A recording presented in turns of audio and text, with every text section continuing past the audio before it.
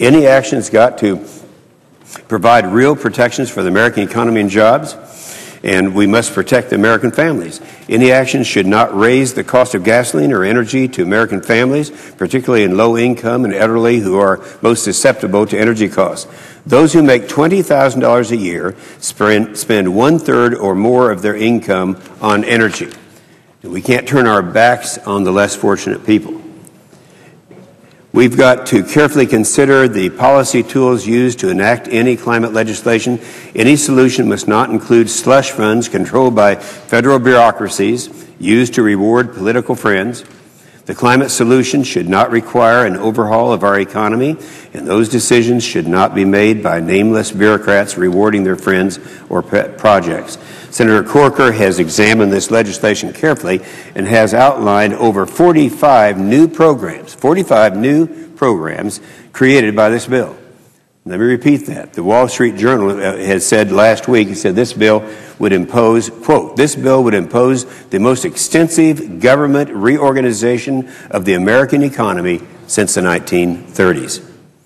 Now, we can't afford any tax increases, either directly or indirectly. We must recognize that true innovation comes from the private sector. This bill will raise over $6.7 trillion from carbon sales and auctions, primarily coming from consumers. In other words, consumers are going to be paying the $6.7 trillion.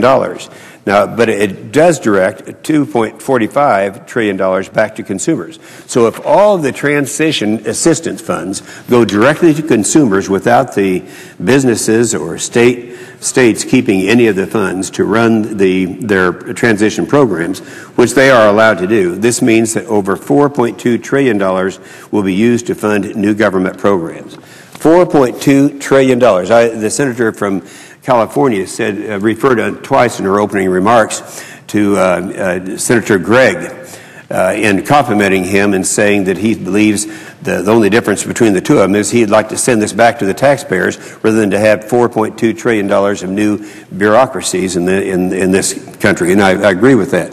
Any solution's got to be national in scope, without states or regions imposing duplicative or additional requirements on top of a federal system. It will be impossible for American industry to remain competitive if different regions or states have additional climate programs on top of a federal program. And finally, any national program must contain a transparent, effective cost control mechanism to avoid harm to the economy and job losses. There are many ideas out there which might work, including the ideas from Senators Bingaman and Specter. Senator Specter, who just spoke, simply borrowing credits from future years will only create a larger problem later on. Now, how we got here. Unfortunately, the bill we are discussing today violates all of these principles. It ignores the needs of American families. It jeopardizes the jobs of American workers. It does not offer a global solution, and in fact will increase global emissions. And it does not promote good, clean energy solutions, and in fact will make us even more dependent upon foreign sources of energy.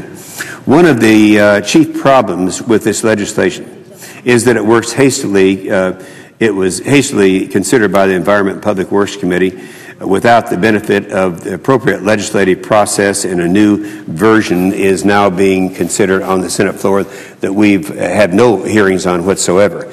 The chairman of the Environment Committee has stated, and you're going to hear again and again and again today and the next few days and maybe the next few weeks, that the committee held over 20 hearings last year before proceeding to a substitute and a full committee markup. However, you must take a look at the type of hearings that we held. Most of the hearings examined the potential impact of climate change 50 years in the future. My favorite example was a hearing held on May 24th last year. The issue of the potential impacts of global warming on recreation and recreation industry. Now, that was the name of the hearing. The apparent point of this hearing was to show that if there's no snow in 50 years, that the skiing industry might suffer. Well, I think that's probably reasonable, and I think it would. But the thing is, that didn't really address a cap-and-trade system that we needed to study before coming to the floor. Unfortunately, the list of issues unaddressed by this committee is longer than the actual list of hearings the chairman did hold. These topics, which were never explored by the committee prior to drafting the legislation, include how to draft a cap-and-trade system, How do you do it? How to allocate credits, how to design an auction system, how many credits to assign each industrial sector, how to structure a carbon market efficiency board, how to create a domestic offset program, what to do with international offsets, what the impacts would be on fuel switching, whether carbon capture or storage technologies will be available by 2030, whether the number of nuclear power plants can be built in time to provide the necessary electricity, how the impact on the natural gas supply will affect other industries, how many jobs will be sent overseas, how much worldwide emissions will increase when U.S. jobs will be sent overseas, what the international provisions impacts will be on trade, and particularly exports, how to effectively contain costs through a transparent mechanism, and the list goes on and on and on. Now, contrast this committee process with the process currently underway in the House Committee on Energy and Commerce. Chairman Dingell's committee, which has jurisdiction over climate change and environmental issues in the House, is pursuing the issue under a much more methodical and deliberative process, as any legislation of this magnitude demands. Acknowledging the complexity of the issues surrounding any mandatory greenhouse gas reduction policy, the committee has held a series of hearings and has released several white papers. The topics have included the fundamental aspects of greenhouse gas cap and trade policy, including the point of regulation and the benefits of auction versus allocation schemes, the interaction of climate change policy with other environmental law like the Clean Air Act, the Endangered Species Act, the National Environmental Policy Act, state and federal preemptive issues, international competitiveness, and how to engage the developing world in technology barriers. These are only threshold issues as one lends itself to further examination. Now, that's what's been done over in the House of Representatives and Chairman Dingell's committee.